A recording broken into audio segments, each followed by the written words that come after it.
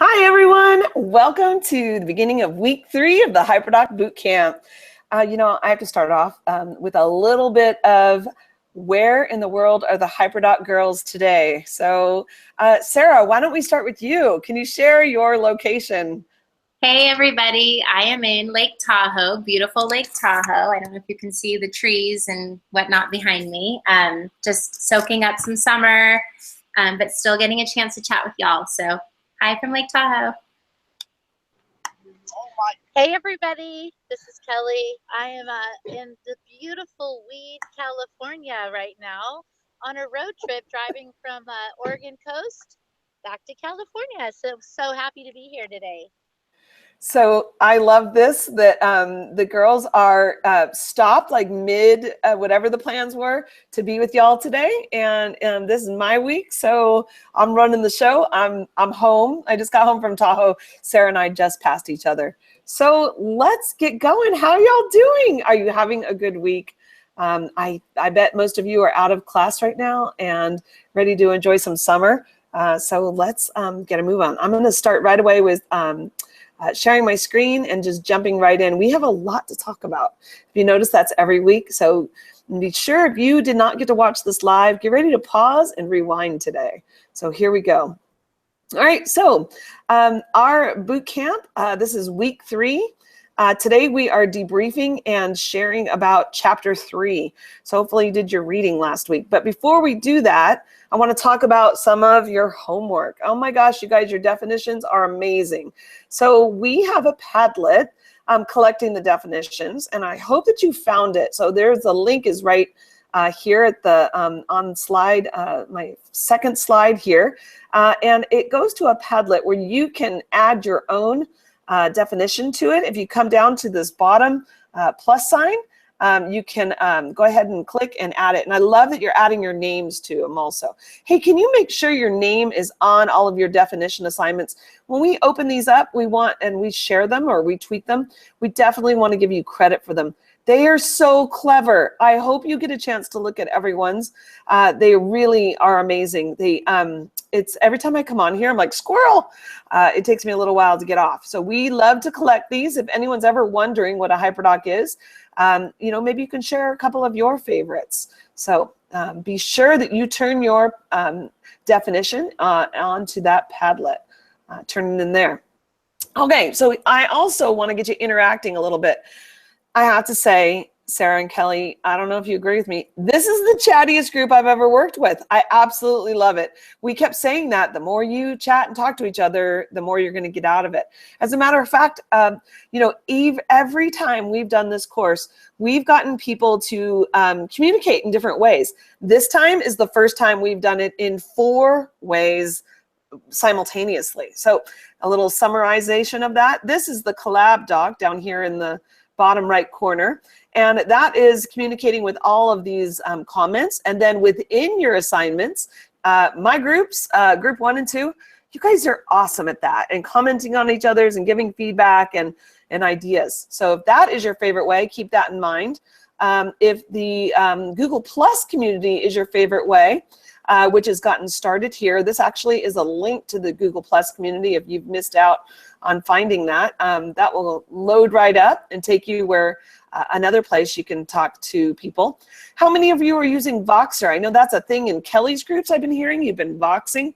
And then the Flipgrids. I keep trying to find time to get on there and listen to the videos and communicate that way. So I'm curious about what's your favorite way. And I'm going to try an Answer Garden poll. So on Answer Garden, if you would go to this URL, bit.ly, bit.ly, HD collab, and it will take you to Answer Garden. Now, let's see if anyone typed anything in. What method do you like best for collaboration and feedback? And you have to write the words exactly as they're shown here. There's 4 options. Do you like Voxer? Do you like Google Plus? Do you like Flipgrid? Or do you like the collab doc? You only can pick one, because this is an official poll. No, just kidding. I just wanted to see, everyone has different preference. I'm kind of learning about Flipgrid and when I would use that, when that would work for me in the classroom. Because to be honest, go ahead and fill that in whenever you're ready. Get started. Oh, I need to reload and it will start to grow here. Oh, here they go. I always am trying different things out that you could then take away to your classroom. Whether you like this format of the Hangout, whether you like our docs we have, whatever it may be. Boy, it keeps making me run that confirmation. Here we go. So this is just a quick little,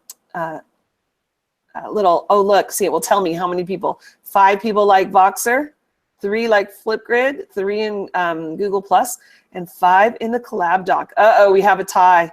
All right, I may have to come back to that later. Remind me of that. You guys keep posting your votes there. See what I did there? See, I did a little quick. I know there's other ways to do polls, but you know, I'm always trying to hack Answer Garden. If you guys don't know about this, I love this tool. No sign in. It's super easy to use. Just get in, get out. My favorite kind. I'll give this one more refresh and then we're moving on. And please feel free, like you can go back and answer. Some people went rogue on me, did Google Docs and Sheets for people. That's fine. Collaboration doc, I know what you meant. You meant the collab doc. Oh, it's growing. You know, I'm loving the collab doc in my group too, I have to say. I like my feedback on the document where I've been working. So everyone has their own ideas. Hope that by trying these out though, you could take some of this collaboration and put it into your HyperDoc creations. I don't think there's one right way to do it. All right, we have stuff to do. So let me get going here. We're going to debrief chapter 3, and it's all about building your own HyperDoc. So we're going to go through building our own, the basic templates with some zoomed in examples, very quickly how to use the templates, and then our important piece today is checklist to hack your HyperDoc. We're going to look at evaluating a HyperDoc. So if you start making one and you send it to me and say, hey, is this any good? I want to turn that around. I know you're not going to like this. I'm going to say, I don't know. You tell me. No, is that what we say to our students? No, not quite like that, of course. But we do say things like, well, let's look at it. So that's what we'll do today. We have a tool just for you. All right, let's get started.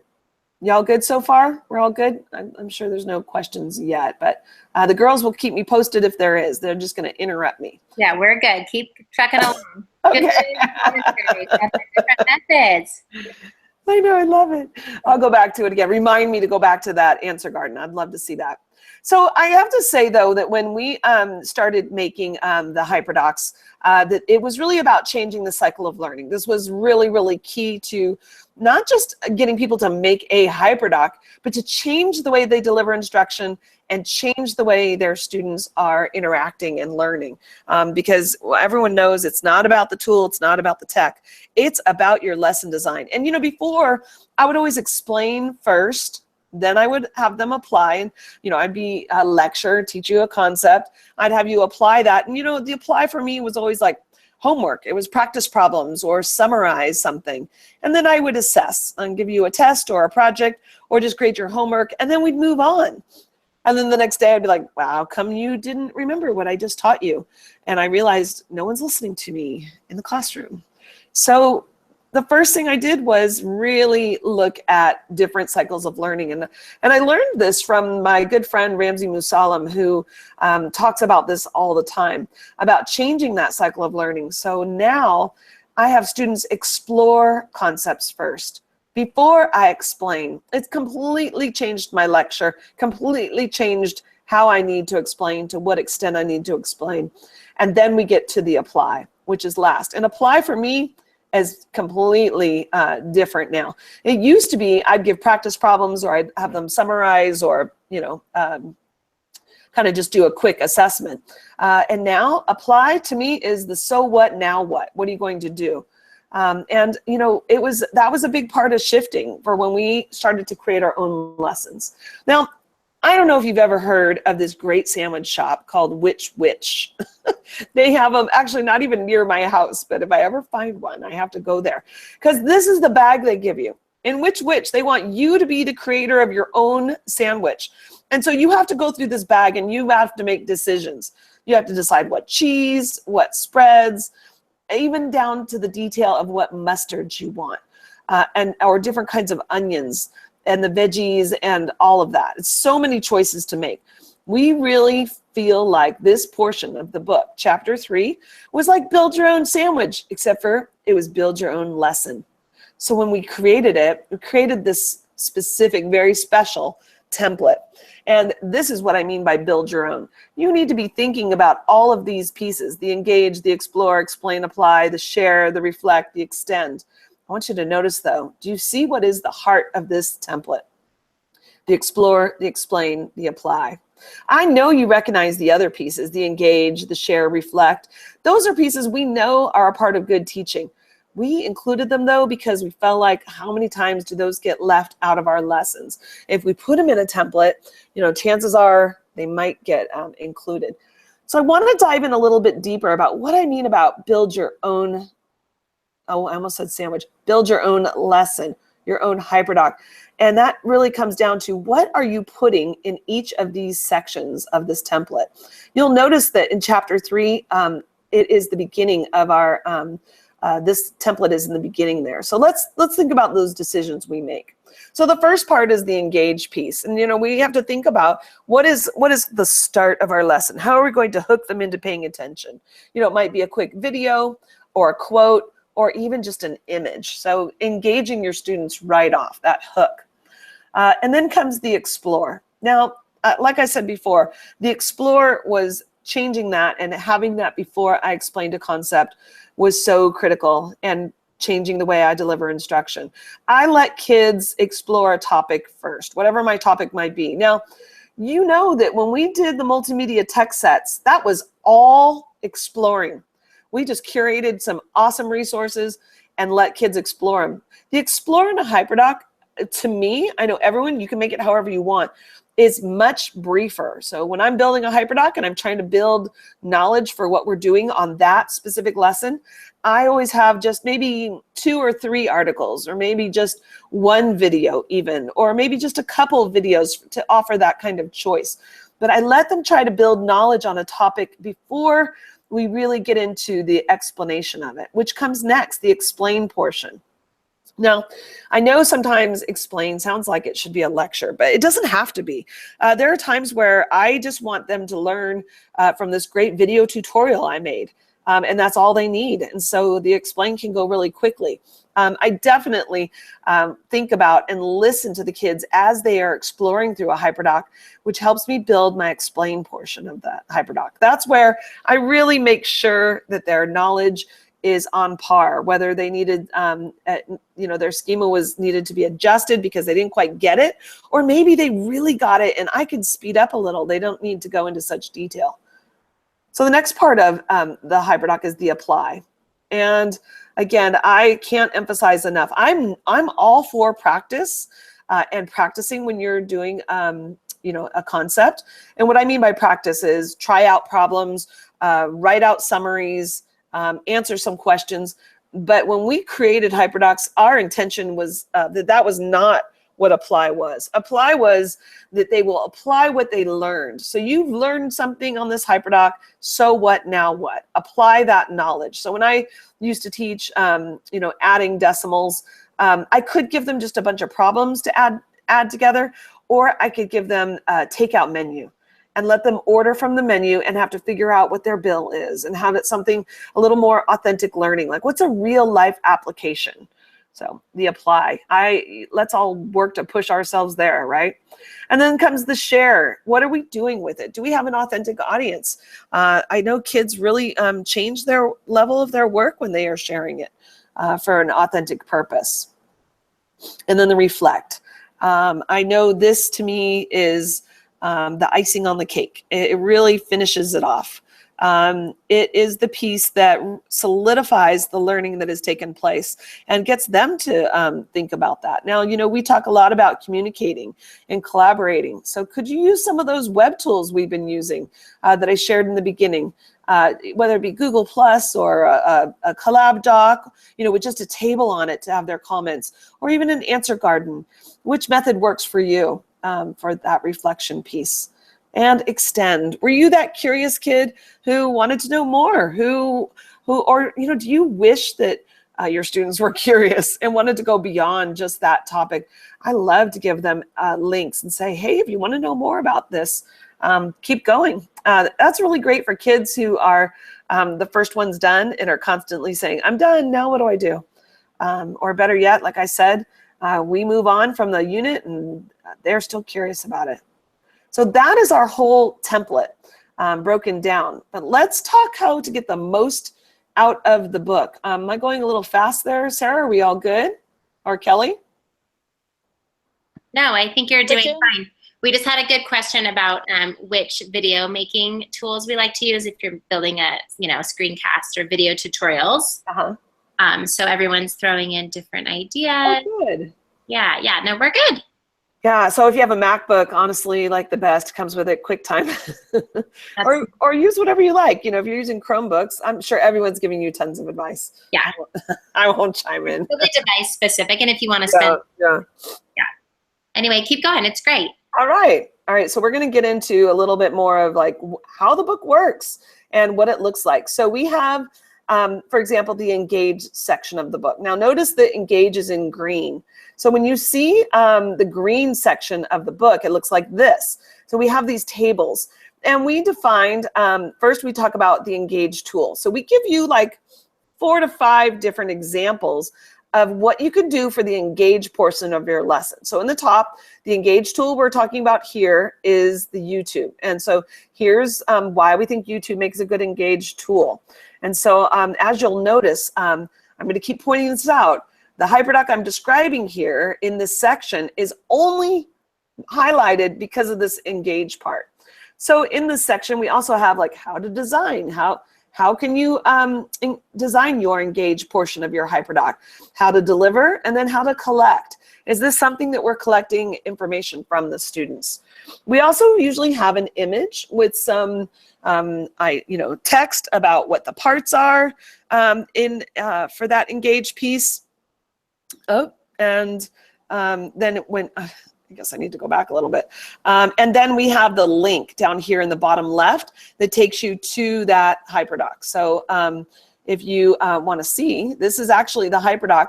This is the whole thing though.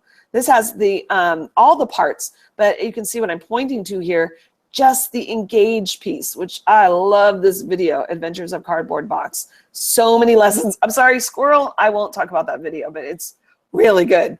And here's how I wanted to engage kids and inspire them for this lesson. But as you go through here though, you're saying, how do I even use this book? This kind of just talks about why I chose video, what you can do with it. Now we also wanted to always tie it back to good instruction. So you can see we have highlighted in green the 4 C's. So in this engage piece of the HyperDoc, we have communication and critical thinking. It really stands out. We have the what ISTE standards stand out. We also have DOK levels. This is just to recall what I'm asking them to do in that engage part. And to be honest, the DOK levels on the HyperDoc increase as you go through that lesson. So I'm just fine with that, starting out at a 1. We're not all working on level 4 all the time, thank goodness. And then SAMR. Where am I with the SAMR model? I really, in this engage piece, it was augmentation. So do take notice of those. We have that built for every lesson as you go through. Oops, again, I went through too quick. And so you can see, note the different colors, but do remember though that each of these HyperDocs that we're highlighting on a page has really just emphasizing the engage portion. There's so much more to that actual HyperDoc though. Where do you find all these tools? We did include this, the HyperDoc web tools. They are on Pinterest. And so we have a link there to the Pinterest page. And we've tried to work hard at collecting these. Actually, this is a sign of my insomnia. I know Kelly and Sarah probably are laughing at me. But when I can't sleep, I just start pinning like obsessively. You can relate, right? So if you want good web tools for video, we have a whole Pinterest board of video recommendations. If you want it for ELA or digital conversations or history or presentations, we've got them all kind of, either organized by subject or by verb, what you want to do with them. One of my favorite boards is web tools for creating. And whenever I'm in the creating portion of my lesson, I go to that site on Pinterest, and I just try to get some inspiration and change things up. Same with this digital conversation. I always want to change what I've been using and look for something new, because we do not want Padlet fatigue, do we? All right, so that was basically how to use the book in terms of the tables, but I want to quickly show you these templates that are built into the book as well. They are in the book in the next section after those tables, but they're also on our website. We wanted to make it really easy for you to access them. HyperDocs.co/templates. And the templates, on the left side, we have our original, and then on the right side, we wanted to show you a sample lesson that was kind of changed up in that template. Now, do you recognize the lesson design in it? See, this one, it says engage, explore, explain, apply. This is a long one. I didn't post the whole thing, but you can see it's the same parts. The difference is I changed the background color. I put in my own heading. I changed the color of the boxes, actually took off those graphics on the left, and I put my own content in there. Now, each of these pieces of the template tells you a suggestion for what you can put in that section. But you got the book as well. You can go back and double check. Make sure you got the difference down between the explore and the explain, and then get some good ideas for what we mean by apply. Or check out some HyperDocs and look at the apply section. I think that's really helpful. So that's our basic template, but we have other ones. If that seems overwhelming to you, I have to tell you, this is the one most people start with if they're feeling a little overwhelmed by the large one. It has the explore, explain, apply. And you know, I engage the kids in class. It doesn't necessarily have to be on their HyperDoc. And I might reflect in class, whole class, and it's not something digital. So just because it's not on here on a HyperDoc doesn't mean that you aren't doing that part of the lesson. You know, I always say that when I'm looking at them online, that you cannot judge people's lessons that you see online until you really deep dive, explore, and take a look at it. And can you see the lesson design in it? Can you look past the pretty colors or the links on a doc and actually see the flow, the lesson flow in here and the purpose to that lesson flow? And again, you know, you don't know everything because you don't know my class, you don't know my needs, you don't know where we were before and where we're going after. So that's why it's really hard to judge other people's HyperDocs. But this is an example of one done based off of this template. All right, let's keep on going. So for science teachers, we have the 5 E's template. And again, it's the same format. We give you tips on what to put in, and then here's a finished one on the right side. I've seen this one changed up a lot as well, even with the different colors being done and just using this these icons along the side. It's amazing what visual clues will do for a student. I really love that for this purpose. Students can see what's coming. Those of you doing workshop model, here is Readers and Writers Workshop template. And it uses the same vocabulary that you use in your workshop. So why not make it into a template? That is a lesson design. And so again, this is a sample of that same one on the left, just kind of changed up there with some color and changing the titles. Went from connection to, you know, a thought. Reading is a journey, and going from there. The last one is our hero's journey template. And this is a long one, but this really works for a specific lesson. You know, I always have to look for just the right lesson. If you're into the hero's journey for lesson design, it's pretty awesome. I'd read through this. I know you probably have one out there ready to go that would work for that. So before I take a breath and pause, hang in there with me for a couple. I'm gonna give you a test now. Did I tell you there was a test today? So demanding, aren't I? All right, so this one, let's say you saw this tweeted out. And you think, oh, this is just a doc with links. Can you see the lesson design in it? I know that was an easy one to start. This one, it looks just like the template. The words are still there. Even the icons are the same. Oh, but starting to change out some of the icons. And starting to build their own activity in here. Okay, that's an easy one. But how about this one? This one doesn't look like a template at all. Now, no one said you had to make a template for all your HyperDocs. Maybe you're ready to do something different. Maybe your explore, explain were not online. Maybe they were with books, you know, paper, books, you went to the library. Maybe the explanation was on paper. Maybe it was done in a different format. This particular HyperDoc, to be honest, the big emphasis on this one is the apply piece to this. And so right here, we have clear expectations for what they're to do. I broke the students into collaborative groups. I hooked up their presentation that I wanted them to do, and I curated all of their resources here at the bottom. And I think that's important to remember that, you know, don't judge me by my HyperDoc. You don't know the learning that went into this. And this was an amazing HyperDoc. No one was saying, I can't find the link to my presentation. What are we supposed to do? It was the best activity ever. And it is because I designed it. I know Kelly said this, Sarah said this. You know, you are the designer of these. You can design it however you like. Here's another one where on this one, which I love this HyperDoc too. God, I like them all, right? We had people doing place-based storytelling with Google Maps. And I realized that the real emphasis of this piece, because I had already done the writing instruction live in class, but the real emphasis of this one was the collaborative map where everyone was showing their special place in the world that they wanted to share, their happy place. And so I put on here that the emphasis of this HyperDoc was the share part. And I built it, and so that's the way it is. You are your own boss with this.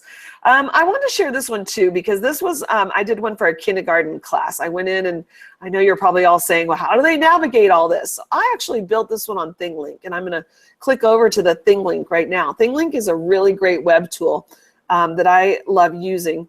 And it's super simple because I wanted them, a lot of mouse skills being built. But if I hover over these pieces, there's 3. First, they had to watch Brain Pop video. Then there was a slideshow that we did as a whole class. And then there was the activity. They had to paint a flag, and they just clicked here, and it went to ABC You Paint. Do you see the lesson design in this? Explore, explain, apply. And it was an amazing lesson. Kindergarten teachers were like, oh, there's no way they're going to be able to do this. Not a problem. I was shocked as well. I mean, it was pretty exciting to see that.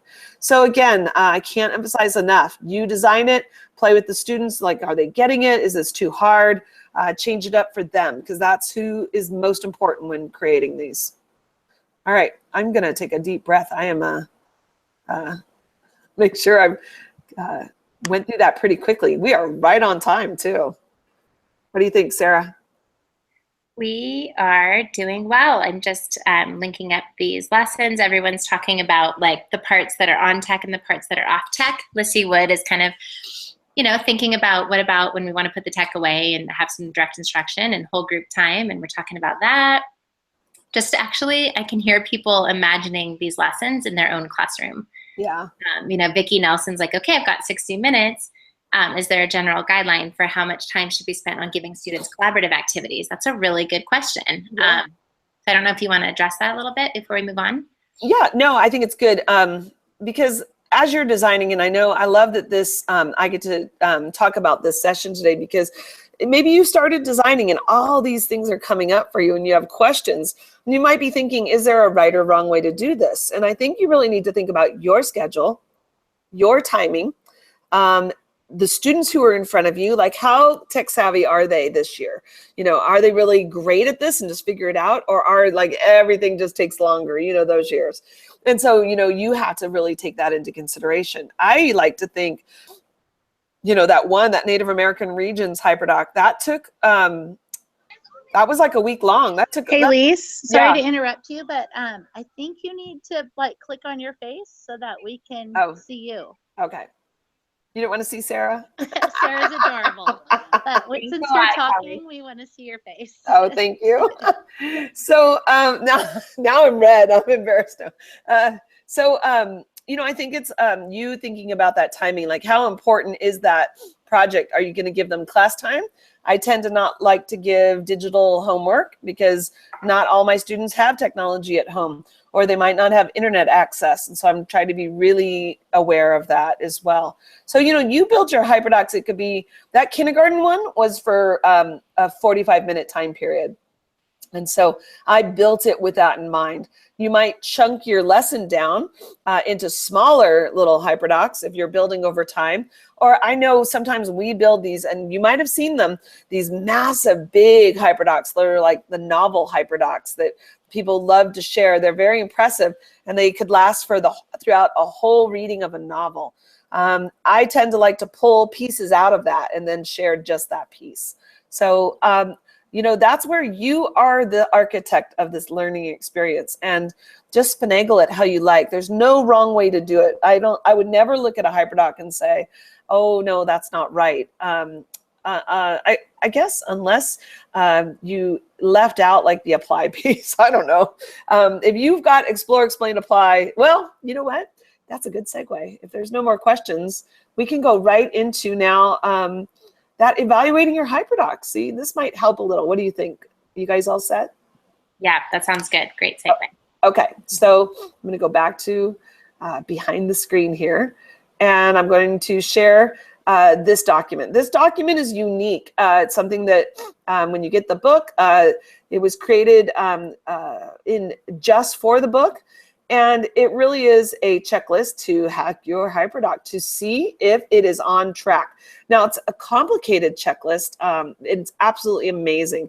I want to go through how to use this. See, it integrates and combines the SAMR model of tech integration, the DOK model, the Webb's DOK for critical thinking, and then within these white portions are the ISTE standards. So let's break it down a little bit more.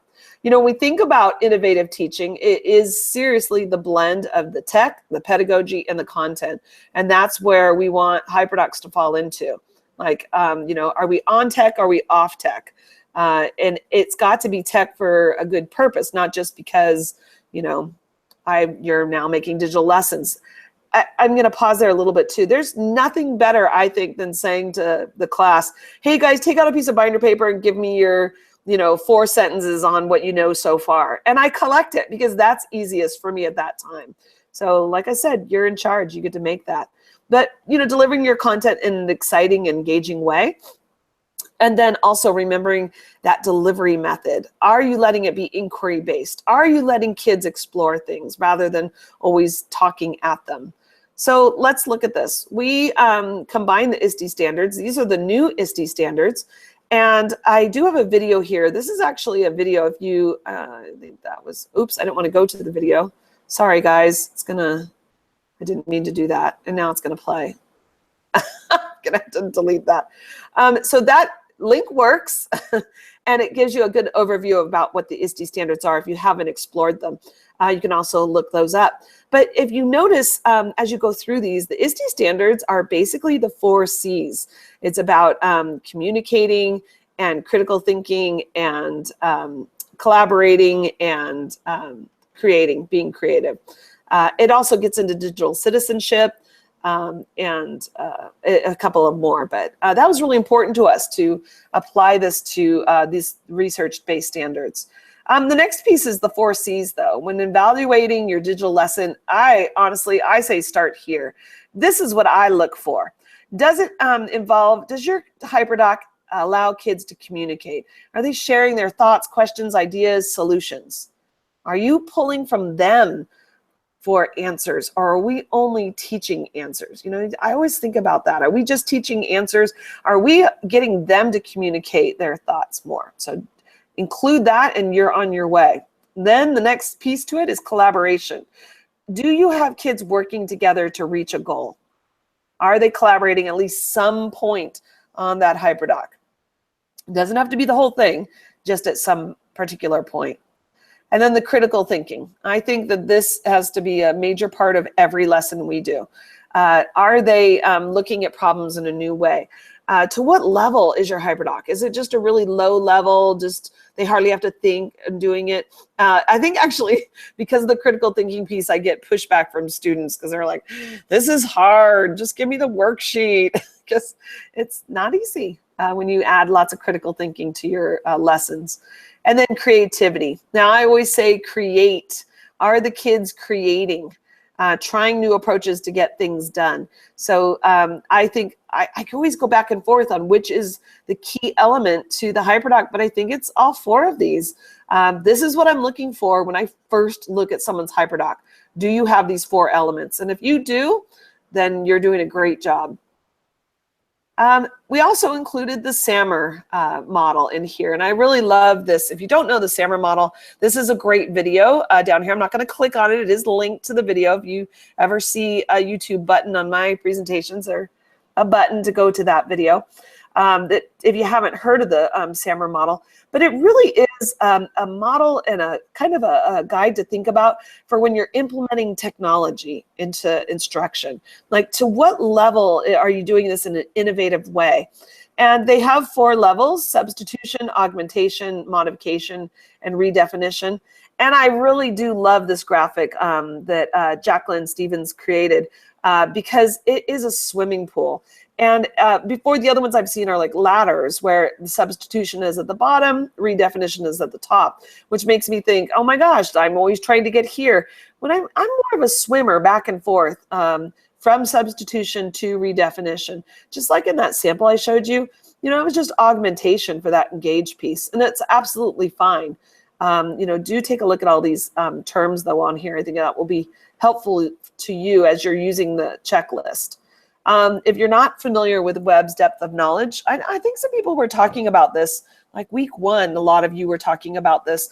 Our district is really into this, DOK levels, level 1 through 4. And there's a nice video down here as well, and you can watch more about Webb's depth of knowledge on your own. I do have to say, though, that while I do love to get kids up in DOK level 4, I bounce back and forth all through all of these. And I think the verbs really help to classify those into the category they are. Helps me to build lessons with a different level of critical thinking. So when I just said you should have critical thinking as one of your 4 C's, this is what I go to increase or, you know, balance the level of critical thinking I have in my lesson. I think this chart has been very helpful, and I've done a lot more reading on that as well to help out. All right, I just filled you in on SAMR, ISTE standards, and DOK. So let's see how they fit into this doc. So you have this. It's actually on one page, one on top of the other, but I want you to focus your looking right on the left columns though, where it says the SAMR, and we're focusing on, when you look at these pieces, you're just looking at the tech integration. Okay, so I have the substitution, augmentation, and then there's modification and redefinition. So there's the SAMR of the tech integration. And I always start off here in substitution. And I ask these questions here in the yellow. Is your lesson teaching foundational skills that will lead to more complex skills? I really appreciate that line, because you know what? I do need to substitute sometimes. I'm not going to do that all the time though. You know, does your lesson design act as a direct tool substitute with no functional change? Yeah, you know, I gotta change it out then. I've got to think of different things. And then there's some examples of that down here as well you can be looking at. You know, is it a copy and paste a PDF worksheet or a digital file? Sometimes I do use a PDF because I want them reading it. And, you know, yes, they could have read it out of a book or on a piece of paper, and I didn't necessarily need tech. But there might have been, maybe I'm teaching them how to highlight something and annotate. So it was building a foundational skill. So you kind of get my point there, I think. As you move up, though, you can read in the red box. And where's SAMR? Okay, you recognize the terms. Augmentation. Does your lesson plan use tech as a direct tool substitute as with functional change? Are you getting, you know, is it scaffolding? Is it building up to a transformational lesson? And again, look at in the middle here for those clues. And as you get through, I guess I should have done this on the next page. Yeah, check out those out, the white part and the color part. And as you get up into these other levels, check out, you know, in the green. Do your students create, collaborate, or connect beyond the classroom? And are they doing that? Are you getting into redefinition? Now, redefinition can go much higher, like to the outside world, and you're making a difference. And I know we can't always be in redefinition. I guess when I watch that video, I tend to think now I hover more in modification. And once in a while, maybe once a year or so, get into redefinition. But I do want you to see that in the white portion, that these are really the ISTE standards in here. Are they creating? Are they collaborating and connecting? Are you giving voice and choice? And are students sharing their work? The same goes for this bottom portion and modification. How are students using technology to learn how to learn? I think that is such a key question. Can you answer that? And are you using technology effectively? Or you know what? Maybe this is a part of your lesson you shouldn't use technology. So I'm always focusing though, the 4 C's can be the answer. All right, so we looked at the left side. That was just thinking about to what level are we integrating technology in our lesson. But you know, it's not about the tech, it's about the thinking that occurs on your lesson. It's about the quality of the lesson you're building. And so I always look at the DOK levels and the critical thinking levels. And so again, here we go, level 1. You could be checking out, does your lesson ask students to recall a fact, information, or a procedure? You know, if you're going through that, or any of these terms down here at the bottom, then you're at level 1 with DOK. And I've said before, you know, I hover from DOK 1 all the way to DOK 4 as I go through lessons. I love to use these verbs though in the section, in the white section. They really help me when I'm thinking, how do I make this a better thinking lesson, or more worth my time instead of busy work? Oh, I just cannot stand giving them busy work, you know, because we always say we never have time for everything. So then we are always rushing, which is a problem as well. So how can we, you know, use some of this to up that? So let's look at DOK level 3 and then level 4. So level 3, does your lesson require strategic thinking? Does your lesson offer opportunities for students to reason, develop a plan, or a sequence of steps? Now, I don't know about you, but when I saw some of the terminology as we were creating this and doing the research for this, I was like, oh, that's level 3. I could do that. I could have them develop a plan. You know, and this would work in this lesson. And if it does work, then you can include it in. I think that these terms that are in the white also really help, these verbs. I think you probably recognize them as well from our, when we did the multimedia text sets. We used those words right in the text set. So we were, you know, kind of subliminal messages to the kids, I guess, or even to ourselves. To what level are we asking kids to think? So that is a really important part of this. But, you know, I think stepping back from your lesson and really answering the question, what is it I can do now that I couldn't do before? Whenever I'm using technology in the classroom, I really ask this. And I'm pretty critical of my lessons. I will definitely, I'm going to walk you through an example of that in just a moment. Before I do that though, I would love to stop and see how we doing with that. That was a big chunk. We are good. There is a great conversation on the side happening about just PD in general. So everyone's so reflective. We have such a reflective group that they're like constantly in this world of wanting to become better educators. And so they're all sharing like, oh, I read this book and that connects well. And we do this chat with Kids Deserve It and all these wonderful things. Yeah. So as you're sharing all this great stuff about just kind of looking in at our own lesson design and those kinds of things, everyone's sharing all the great work that they're doing on the different DOK level, you know, just make all the connections, kind of trying to bring it all together. Oh, good, good. All right. Awesome. Anything else we need to do before we go on? I think we're good. Okay. All right.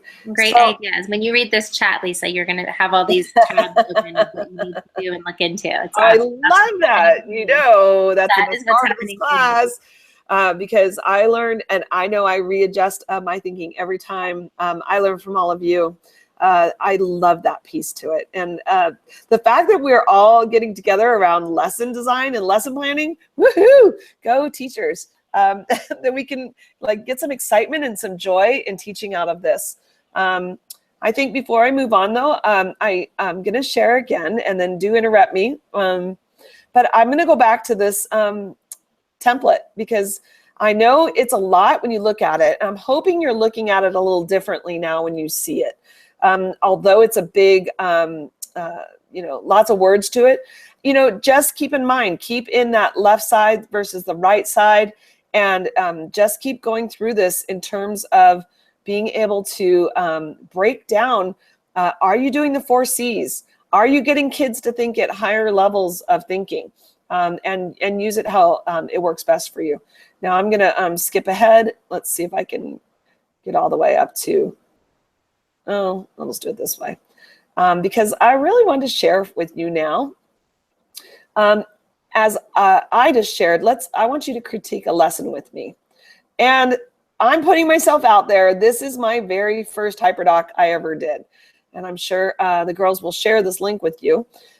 It was my first HyperDoc, and you can tell in so many ways. But I want you to see the design behind this. Do you notice the white background? Already you're like, oh, Lisa, it's not gray. What are you doing? What are you thinking? Well, I have to tell you, when I first made this, and let's analyze this thinking about that checklist as we go through.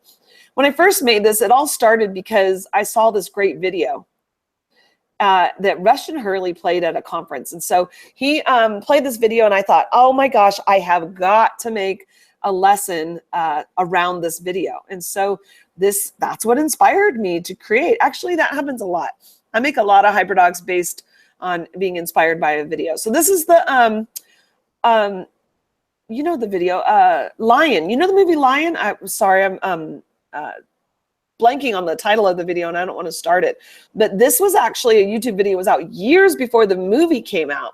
So I know I kind of love that it was like a big movie this year, because I'm like, hey, that was my first HyperDoc, was about that boy who, was on a train and got lost. And I just am so fascinated with maps, and that I wanted them to have an experience with it. So I put the link on here, and you notice it's a raw link. I always say that now, that I have the actual URL instead of hiding it behind a link somewhere. That's fine.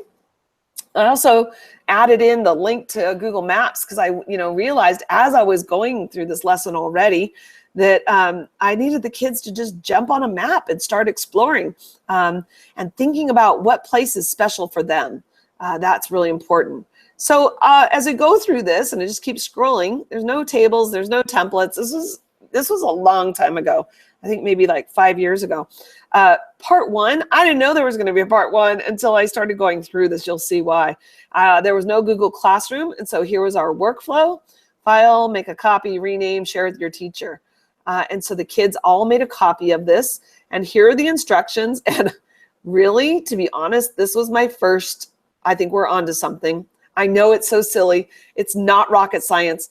But I made a table, a graphic organizer for them to put their writing. Nobody was like, what do I write? Where do I put it?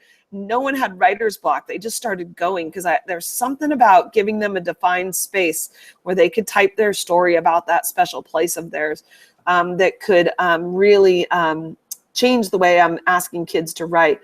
No more on the white blank Google Doc. And so we kept going. I actually included some examples on there of those pieces. But then, I realized, thinking about that checklist, you guys, how innovative is this? What have I done so far? I've shown a video. Okay, they went on Google Maps. I could have given them paper maps. They wrote on a graphic organizer. Seriously, I could have done that in their writer's notebook, or I could have made Xerox copies of a table, which I'm too cheap. I always try to get out of making copies of everything.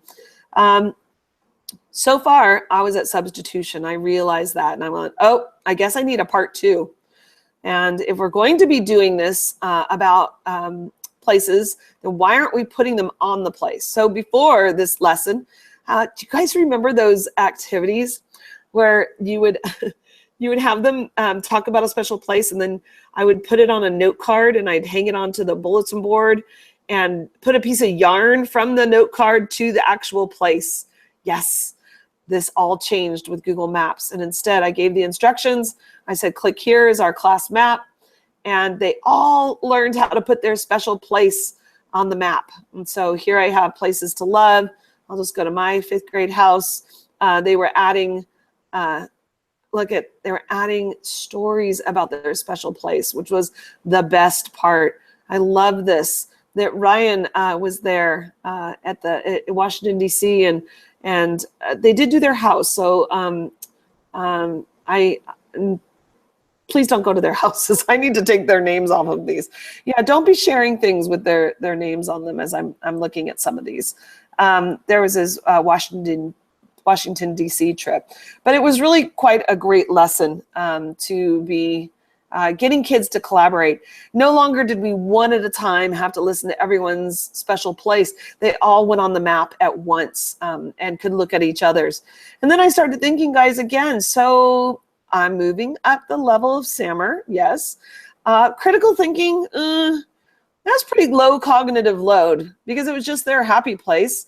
I had content to deliver and to accomplish. So here we go, part 3. I actually made a whole separate assignment for this. You can just see, I just start plopping things down on the doc. I didn't even care what it looked like. They didn't notice at first. It actually worked out very, very well. And again, exploration routes. I really did not love teaching about European exploration. I even put on here my origins of teaching this in this table right here. This is what my worksheet used to look like. The explorer name, dates of exploration, where they sailed from and where they sailed to. Well, instead I thought, you know what, I'm gonna take that, lowest level of learning there. I'm gonna give them a link to look through pick a couple explorers they're interested in and fill in this chart. And then I was onto this. I'm like, I was already thinking about how, with the skills we just did in low cognitive load using their happy place, how could we do the same thing only with explorers, with more content? And so there it was. I had them all add to this collaborative map. And actually, while it's loading, the most important part of this entire lesson from the very beginning to the end was this. What did you discover? What do you now wonder? And what can you infer about the voyages? Because once they went onto the map, I wanted them to look at the explorer and think about these 3 things. I discovered, I now wonder, I infer. And I'll tell you, that was when I realized my change, the big change has happened in my instruction. This is what the kids were able to make. And this happened instantaneously. They were able to not only put their information on a map, which I was like, hey, why are you putting skulls on my map? You messing around, huh? Mrs. Hi, Phil. Henry Hudson died in a small boat along with his son and 7 crew members due to mutiny here in Hudson Bay, since it was named after him. So they were able to tell me that. Everyone started exploring each other's links. You talk about kids excited over European exploration. I love this one. We had talked at great length about the Straits of Magellan and about, getting kids to zoom in and be curious about these people instead of just knowing where they sailed to and sailed from. And I'm like, okay, so I know this is called the Straits of Magellan. And I'm assuming, and I was just playing along with them, because, they don't know how to be curious on a map, come to find out. They're like, I'm done. I put mine on there. Now what? I'm like, did you zoom in? Did you look at anything? And I zoomed in. I'm like, okay, he's right here. You're a sailor. You're right here in the ocean. Why don't you just go a little bit further around the tip? You can see it's wide open. So easy. What in your right mind would get you to say, oh, why don't we go here in the shortcut? Like, you have no idea what is down the road here. Like, if it will even go all the way through. So we have these kinds of discussions in class, and I zoom in, and it really gets them thinking. I'm like, well, how did he even know where to go in there? How many wrong turns did he make? Well, the kids decided to help me out here. They found a map that actually showed the voyage through the Straits of Magellan. They actually put what he looked like and gave me a video. So I could actually go and experience what it's like sailing through that part. Oh, and they also said the Cape had terrible weather patterns. You'd be lucky to make it through alive if you got caught in a storm. And that he found a safe shortcut. So there, they got me. Now I have to say, though, I can't say this enough. It's not enough to just have them put it on here. Because sometimes they'll be like, okay, I did it, I'm done. It was all about zooming in and exploring. And I just came up within seconds with like 10 good questions here for for this location. Could your kids do that? Are they question askers or are they question answerers? I want my kids to be curious. So we need to get them asking those questions and thinking about those things. And then maybe they'll go back and say, oh, I found out more about this. I found out that it took them like a long time to get through there. I'm so curious. I actually would love to know that. So I raised the level of critical thinking in this section. Do you agree? I raised it with this chart as well. And to be honest, out of all of this, this is the piece that I graded from students. Now, I had a 5th grade class. I only had 30 students. And so it was easy for me to look through these docs. I actually just, had them in my drive and I just kind of scrolled through them. Could you see though, what if I had put a Google form right here and asked these questions and had them fill out the form about what they discovered, what they wonder and infer?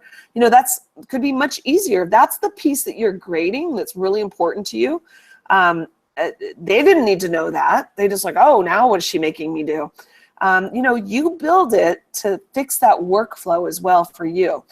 This worked for me. I can see it changing as if I were to redo this. That would be nice to know. So that was my very first HyperDoc. It had 3 parts to it, and it was a great learning experience. So I hope that you could see as I was thinking about it, going from those SAMR levels of substitution all the way up into creating this map and doing something that was now shareable. I could share it with people from all over the world who could actually add to this, which we didn't. That's a really good idea. Might have to do that next. All right, that was a lot. All right, before we wrap up, I'm going to take one last break. How we doing? I think we're good. I am just about to repost a link for Lissy. She said that our website wasn't working, but they're totally engaged in your lesson and thinking about maps and new things to try with my maps. Oh, yeah. Had a great comment. So all good. Okay, good. We're good. How you doing, Kelly? You okay on the drive? We're doing good. We're all right now, but that was a great session, Lisa. Great conversation too. Everybody has some really good ideas coming out of it, I think. Oh, good. All right. Well, look at this. I just wanted to be known, a record that I'm on time. I think the first time ever.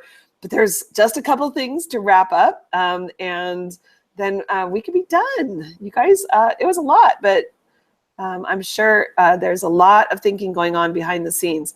So let's talk about wrapping up and the ways to spread HyperDoc love. We do know that HyperDocs are, they're about you as creators, but they're really about us and how we can connect and share the information about them across not just our country, but across the globe. We have teachers from all over the place interested. And come to find out, Amazon reviews are the way to get that spread. So we encourage you. We don't require it, but if you feel compelled to write a review for our book, I never realized how important writing reviews for books were until we got into this. We're definitely teachers. We are not booksellers, but we have learned that it's based on the reviews. And tell people like what's your experience and why that book might be helpful to them as educators if you want to. Here's a link. These are all links for you, by the way. This is the link for us on Twitter, our Facebook group, and our Google Plus group. Now, I know we have a collaboration group just for this class, for the Bootcamp class, but Steve Wick has started a really active Google Plus group that is linked right here as well, and he manages that one. So I encourage you to shift over there, or if you love the Bootcamp group, it's a little smaller group, then stay there. Stay where it works for you. The Facebook group, oh, it is growing all the time, and I can't believe the conversations that go on there.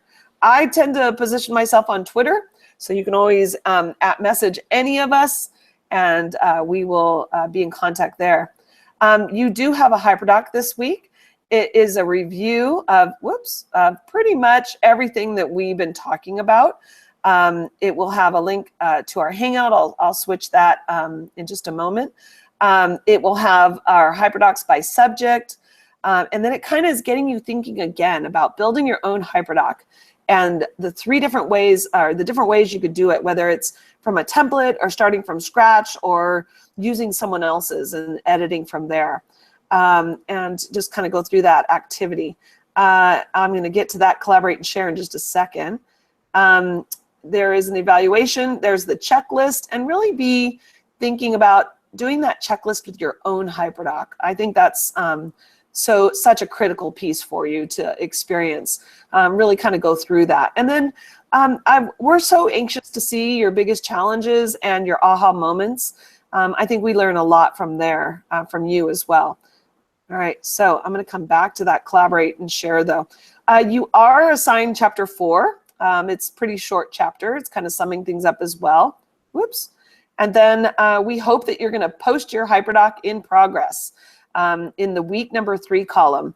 Now, we say in progress, and don't be shy about getting it on there because we know you're not done. It is not technically done until the week after our last hangout. So our last hangout is on, we always start the week with you. Our next class, the 4th week hangout will be on June 26th. You actually have a full week to get your HyperDoc done. But if you post it early in the very beginnings, everyone knows you're just in progress there. People can give you feedback. You can ask questions. Be sure a couple of things that you have put your name on your HyperDoc. That's so important. I cannot emphasize that enough. Give yourself credit. And also, it is very important to us that if you've remixed somebody else's HyperDoc, you leave their name on it. We want to give credit to them. So you might say, inspired by Sarah Landis, remixed by, and then put your own name. We see people all the time who forget that part, and it's the creators do get their feelings hurt. I know you can imagine if you posted your HyperDoc on Twitter or somewhere and then someone took it and acted like it was their own. We definitely do not want to encourage that because of HyperDoc creations. We want to do the exact opposite. It is such a great feeling when someone is using your HyperDoc and they give you lots of shout outs and feedback for it. So I love that. I love how you're giving feedback to each of the group members. Leave your HyperDocs comment where people can comment because there's great conversations going on within those docs. Guys, nice work on that. All right, and the last piece, I've been wanting to share it. I could hardly wait. ShareFest is next week, June 26th. So what that is, there is a URL there, bit.ly HD ShareFest. Our last class is not with just us. We want to invite you on as well. Now, we can't take all 100 of you. This is crazy. But we would like to invite 3 to 4 of you who would be willing and able, if you've made your HyperDoc already or would be ready for by the 26th to share your HyperDoc. We want you to come on the Hangout with us, and each of you will get your own time segment just to kind of talk about the process for you, to talk about what it was like making it, and to share what you've done, what you've created. So we get to hear from our classmates next week, which is always really, really fun. We get so much out of that episode. So we can only take, I think it's 4 at the very most because of timing. So we have to really do this. We'll let you all fill out the form, and then we'll draw names if we have more volunteers than that. But please fill out the form if you're interested, or we'll just bug you and call you up and say, we need people. It's really a fun week and a fun episode. So don't be shy. I think you'll find yourself getting a lot out of it as well. All right, you guys, it is 5:03. I think we have done it. How's it going, girls? Any last comments? Quickly adding the link that Micah just shared with me. So I'm going to copy that in as well to share with the group. Thank you, Micah, for sending that my way. And oh my gosh, so many great comments, you guys. I can tell that the ideas are, circulating after today as they start to think about their own lessons. Good. And, reach out and talk to us as the week goes on, as you're creating. And, you know, I know we are working to give feedback. This is a big crew, though, so we want to give you quality feedback. Bear with us as we're in cars driving and different places. We'll get to you, though. That's why it's so great to have your classmates commenting as well. All right, so thank you very much. It's been great learning with all of you, and happy HyperDocking. Have a great week. Bye.